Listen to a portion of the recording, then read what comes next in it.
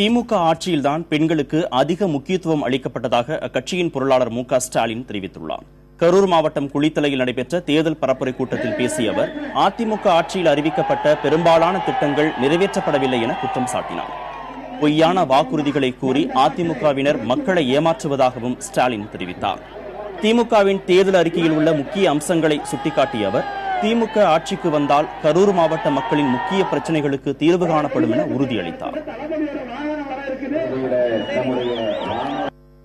இந்த குளித்தலை பொறுத்தவரைக்கு சொல்லணும்னா, காவிரி கூட்டுக்குடி திட்டம் இதுவரையில் ஆட்சியில் செயல்படுத்த திமுக ஆட்சிக்கு வந்தவுடன் முதல் வேலையாக